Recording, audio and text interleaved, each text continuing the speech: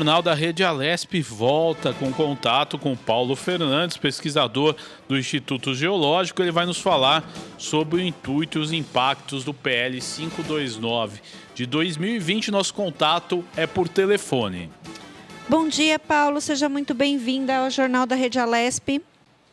Bom dia, pessoal da Rede Alesp. Muito obrigado a todos. Peço desculpa pelo problema que eu tive com o áudio. Agradeço a oportunidade de estar aqui falando com vocês. É um prazer.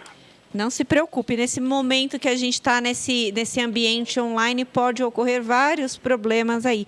Mas eu queria saber de você, Paulo, qual que é a área de atuação do Instituto Geológico e como que essa PL pode interferir de alguma forma no trabalho do Instituto?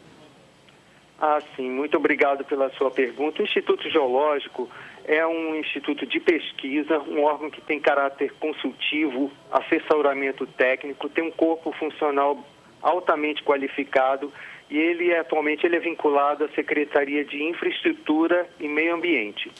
Ele é um órgão que atua em diversas políticas setoriais, estratégicas e com uma interface muito grande com o próprio setor produtivo. As áreas que ele atua principalmente são onde ele tem uma demanda muito grande a parte de defesa civil, prevenção de riscos e gestões de desastres. O Instituto é o órgão braço assessor técnico da Coordenadoria de Proteção e Defesa Civil do Estado de São Paulo, vinculado à Casa Militar. Ele atua também nas áreas de recursos hídricos, em particular os recursos hídricos subterrâneos, as águas subterrâneas, principalmente nessa parte da qualidade das águas subterrâneas dos aquíferos, um aquífero que está muito assim conhecido por todo mundo, devido à divulgação, é o aquífero Guarani, onde a gente atua. Ele atua na parte de habitação, transportes, planejamento, energia, mineração, isso citando alguma dessas áreas. Uma área que ele tem uma menor interface, mas na qual ele atua, é a parte, por exemplo, de dar subsídio técnico para os planos de manejo das unidades de conservação, inclusive para a Fundação Florestal, que escapou, digamos assim, do projeto de lei do 529. Então, tem uma vasta área de atuação que o Instituto atua e a gente foi meio colhido de surpresa com o projeto de lei, porque justamente no dia posterior ao envio do projeto aí para a Alesp, o Instituto Geológico estava numa cerimônia online com a presença do próprio secretário da pasta, o Marcos Penido, o secretário-chefe da Casa Militar, Coronel Walter Niecas, entregando os resultados do mapeamento de risco em 11 municípios da região metropolitana de São Paulo. Esse estudo foi desenvolvido com recursos do Banco Mundial, uma operação de crédito do governo do Estado de São Paulo.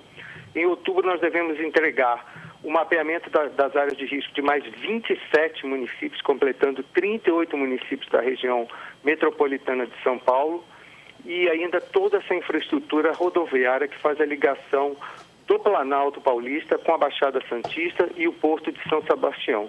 Então, isso dá para você uma dimensão, né, da relevância do trabalho. Isso foi muito divulgado na mídia sobre esses resultados. Há uma expectativa muito grande dos resultados do próximo mapeamento, porque pega o trecho, por exemplo, da Mogi Bertioga, que teve bastante problema recentemente, né? Então, o projeto ele afeta a gente de duas maneiras. Ele desaparece com essa área de geociências, quando dilui o Instituto numa fusão um pouco intempestiva, meio que não foi apresentado um estudo que mostre a viabilidade técnica, operacional, econômica para isso, funde o Instituto, extingue o Instituto Florestal e a parte de pesquisa do Florestal junta com o Instituto de Botânica e o Instituto Geológico, transformando isso num Instituto da Biodiversidade.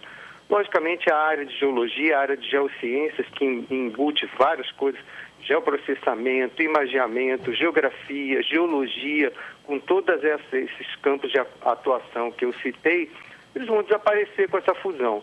Além de que a gente não teve qualquer estudo prévio sobre isso, a gente tem quase certeza que isso não vai causar, não é uma coisa que tem 3 institutos e se transforma em um e fica somente 1/3 de custo, isso não é uma realidade factível que ocorra de fato. Além disso, tem outro problema que nos preocupa. As universidades, quanto aos fundos quanto às receitas próprias, são abarcadas pelo artigo 14 do projeto de lei. No caso dos institutos de pesquisa da administração direta, tem o mesmo artigo, só que ele é o artigo 17. E a proposta do governo é que ao final de cada exercício ele pega qualquer excedente que tiver e coloca na conta única do Tesouro. Isso, na prática, acaba com a receita própria dos institutos. Então, mesmo o Instituto de Biodiversidade está fadado a não existir no futuro próximo, porque se você recolhe todo final de ano a reserva que esse instituto possa ter para tocar a instituição, para auxiliar, porque os recursos do Tesouro já são insuficientes. Esses recursos vão desaparecer. No caso do Instituto Geológico, essas receitas próprias, elas já seguram mais do que 50% de todo o custeio da instituição. Então, elas complementam de maneira significativa o orçamento do Tesouro, que é o orçamento do contribuinte. Ora, se nós estamos indo na direção de certa autossuficiência, se nós estamos na direção da interface com o setor produtivo, ou seja, alinhado com a lei de incentivo à inovação tecnológica, de iniciativa do próprio governo. Se ele agora no projeto de lei ele vai retirar as receitas próprias a todo ano, se ele vai fundir e desaparecer com a área de geociências ao fundir o Instituto, criando um super instituto da super biodiversidade. Ora, essa identidade, essa eficiência, esta capacidade de gestão produtiva que nós já temos, ela vai desaparecer seguramente com a questão do projeto de lei. Então, já faço um apelo aos deputados para refletirem um pouco mais. No mercado, normalmente, o que acontece quando a gente vai fundir empresas ou desativar uma unidade de negócios, existe um estudo prévio quanto a isso. Isso é a lógica negocial, mercantil. Infelizmente, isso não foi feito. Foi feito um pouco de maneira intempestiva. Posso compreender as razões do governador, sejam elas operacionais ou de fórum, digamos, conceituais da parte dele, mas neste caso nosso, ele é um equívoco. Assim como, me parece, outras extinções, com extinções de cargos, onde não há um estudo realmente prévio que demonstre a viabilidade disso. Não é uma particularidade no Instituto Geológico. No Instituto Geológico, temos a administração direta. O próprio PL contém um equívoco. O Instituto Florestal, que está sendo indicado para a extinção, ele não é administração descentralizada, ele é administração direta. Todos os servidores desses institutos, eles são concursados, eles já estão lá há bastante tempo. Então, a possibilidade de vamos reduzir o salário, essa possibilidade não existe, razão pela qual nós temos um questionamento quanto à economicidade da medida. Uma medida que, no sentido prático, não economiza. No caso do Instituto Geológico, retirar a receita própria ao final de cada exercício do fundo significa, daqui a pouquinho, uma nova pressão sobre os recursos do Tesouro, do orçamento que vem do Tesouro. Ok? Agora, Paulo, é interessante, né, a gente questionar também. O Instituto Geológico trabalha junto, em parceria com a Defesa Civil, no mapeamento dos riscos de deslizamentos, inundações. Inclusive, realiza a Operação Verão, que começa em dezembro. Isso pode ser prejudicado? É importante a gente explicar isso para o nosso telespectador. Perfeitamente. Muito boa a sua pergunta, porque este já é um problema imediato. A Operação Verão muita gente conhece, é um evento recente que nós tivemos, assim, mais recente, um pouquinho antes da pandemia, foi no início de março, no Guarujá, na Baixada Santista, afetou vários municípios. Em Guarujá foi a coisa mais grave, mas Santos teve muitos problemas, São Vicente, foram diversos óbitos. Sim, o Instituto Geológico já atua nesse suporte à Defesa Civil assim há quase 30 anos. Eu particularmente, desde que eu estou no Instituto há 27 anos, eu atuo nessa área, que a gente chama de planos preventivos de defesa civil. É a parte de resposta à emergência. Digamos que durante o ano, a gente faz o mapeamento de risco, identifica novas áreas de risco, quais são as mais críticas, quais são as menos críticas, para que na hora da resposta à emergência, o próprio Estado, o próprio governo, o Estado de São Paulo, através da sua Casa Militar, através da Coordenadoria de Proteção e Defesa Civil, ela esteja preparada e saiba onde deva atuar. Esse trabalho prévio, ele também municia as defesas civis municipais de informações. Vários municípios, eles não têm essa capacidade técnica que o corpo técnico do Instituto Geológico e outros também que atuam, que eles têm essa capacidade técnica. Em geral, eles nos acionam para essas visitas quando a capacidade técnica deles está esgotada, eles não têm condição. Isso acontece com vários municípios. E é nessa área que a gente atua e, como você muito bem colocou, sim, essa atividade fica, sim, comprometida e esse comprometimento já pode ser agora, a partir de dezembro, dependendo da agilização que seja feita em relação ao projeto de lei. Por isso é que chamou a atenção, assim, precisa ter mais discussão, precisa ter um estudo prévio do que vai ser afetado. Infelizmente, esse estudo prévio não existe, então esse comprometimento pode ser maior ou mais significativo e mais imediato do que a maioria das pessoas estão imaginando. Então, esse aspecto que você muito bem pontuou chama a atenção dos senhores deputados na hora de votar, porque isso já pode ser afetado agora, né? Lembrando que o último evento bem assim, trágico, bem chato, foi no município de Guarujá. Foram muitos óbitos mesmo, Morro João Guarda, Morro do Macaco. Em todas essas áreas a gente atuou e isso será, sim, comprometido na Operação Verão. Paulo, a gente sabe que a proposta do projeto 529 de 2020 é para reduzir custos, né? Essa é a justificativa do projeto. Eu queria saber se o Instituto Geológico é um instituto que demanda um investimento muito grande. Qual que é o montante que ele gera de custos aí para o Estado? Olha, o Instituto é um instituto muito pequeno. Hoje em dia, de todos os três que o governo pretende fundir, ele é o menor de todos. Então, a gente já tem uma estrutura que ela é mínima. Para te dar uma dimensão, no passado, né, eu mesmo já tive a oportunidade de estar na área executiva também, trabalhando um pouco com isso.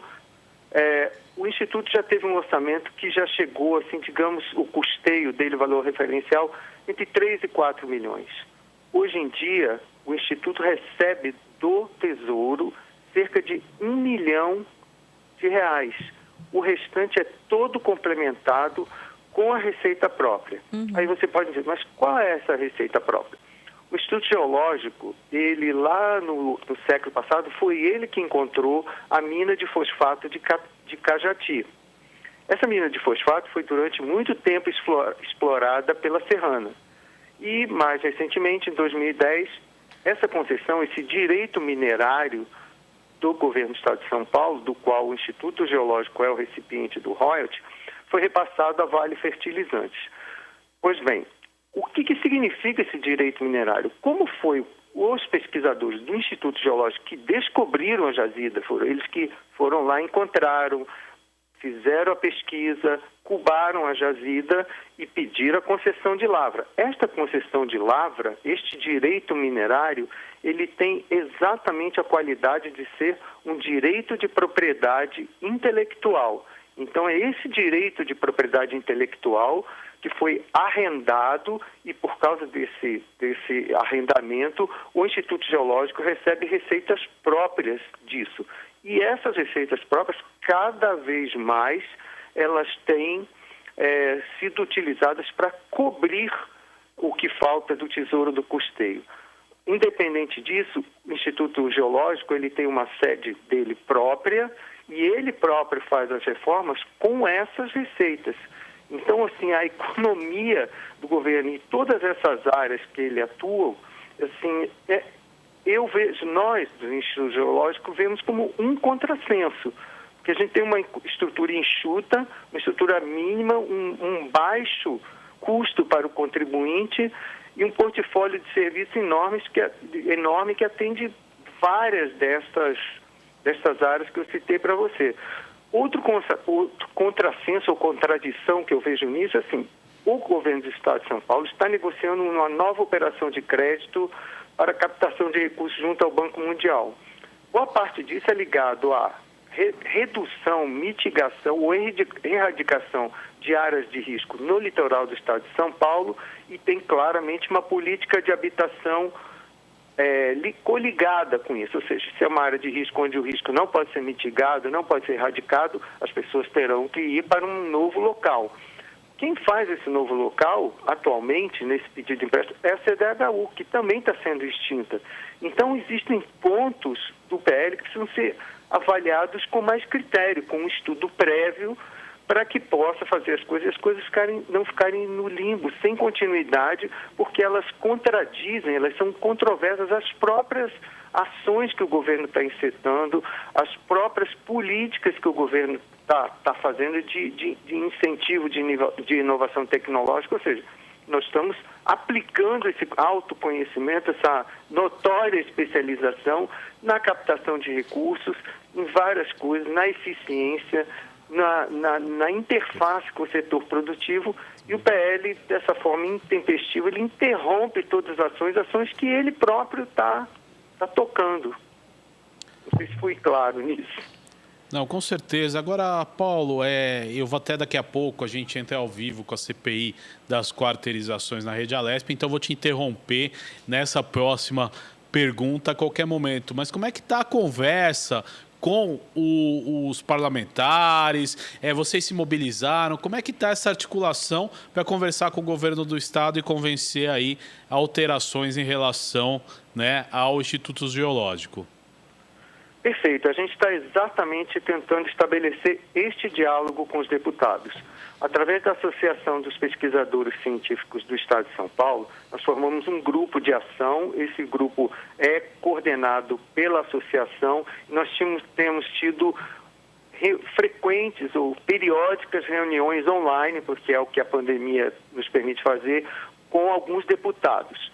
Fora isso, alguns colegas, também um grupo pequeno, porque não dá para mobilizar grandes contingentes, tem quase que diariamente se dirigido aí à Alesp, para a Assembleia, para conversar com os deputados muito disso que eu falei aqui com vocês, aonde os institutos atuam, qual é o custo, qual é o impacto, a falta de um estudo prévio de viabilidade técnica, operacional, financeira, econômica, para garantir a continuidade. E a gente tem sido recebido por alguns deputados, outros não. A gente tem aí tentado marcar essas reuniões online, ou o pessoal indo aí na Alesp para conversar diretamente. O saldo tem sido positivo. Eu particularmente tenho visto uma disposição a ouvir dos deputados e espero que eles não alinhem cegamente com o governo, porque o prejuízo para a sociedade paulista, para os serviços que são de alta especialização, isso não é reposto de uma hora para outra.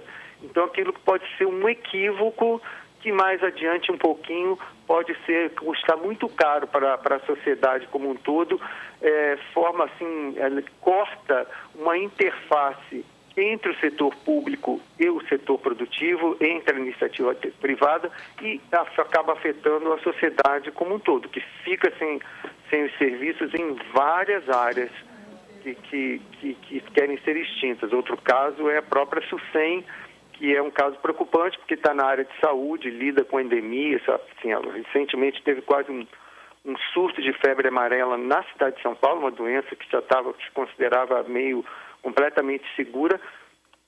Terminar com a SUSEM afeta uma área de atuação, uma área estratégica que atende a população, que é a área de saúde. No Instituto Geológico é este caso que eu já disse a vocês.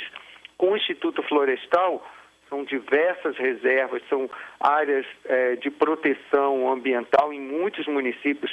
Essas estações experimentais são as áreas de lazer, são áreas que as pessoas daqueles municípios têm para ter um pouco de lazer, ao mesmo tempo que são áreas que são utilizadas para pesquisa, pelos pesquisadores do Instituto. A mesma coisa se refere ao Instituto de Botânica, que já recentemente o Jardim Botânico, o Instituto de Botânica, que tomava conta do Jardim Botânico não vai mais poder continuar essa atividade. Com a fusão, eles próprios também estão no limbo, porque estão se perguntando, bom, vamos ter que sair daqui, porque lá é a área, o campo de estudo deles é o Jardim Botânico. Aí fica a pergunta, com a concessão, o que virá a acontecer? Temos todo aquele complexo do Parque do Estado, a Fundação Zoológico também está sendo extinta. Que impacto isso terá para a população? Qual será o preço do ingresso que essa concessão à iniciativa privada vai causar? Entendeu? Então, tem vários serviços, não são só os institutos e os empregos. Esse é o impacto mais direto para quem está do lado de dentro, mas para a população, para a sociedade, para os diversos setores da sociedade que se tem uma interface com esse serviço a ser prestado, ou seja, o lado externo, para quem o nosso produto chega, para quem a pesquisa é aplicada, para quem esses serviços especializados são aplicados, esses vão sofrer bastante com essas medidas assim, um pouco impensadas do projeto de lei. Então, estamos nessa conversa com os deputados, esperamos poder conversar cada vez mais que o projeto de lei foi colocado em regime de urgência, que na visão da maioria de nós não é uma questão adequada no momento da pandemia. O regime de urgência não permite um diálogo, uma discussão que possa fazer o projeto de lei ter a efetividade que ele parece querer ter, mas da forma como ele foi encaminhado, ele traz vários problemas. Sempre que a gente tem uma atitude intempestiva, em geral, os efeitos e as consequências não são muito boas, não são realmente efetivos. Paulo Fernandes, a gente gostaria de agradecer muito a sua participação aqui no Jornal da Rede Alesp, seus esclarecimentos aí quanto ao Instituto Geológico. Muita sorte aí para vocês nessa empreitada. Valeu, Paulo.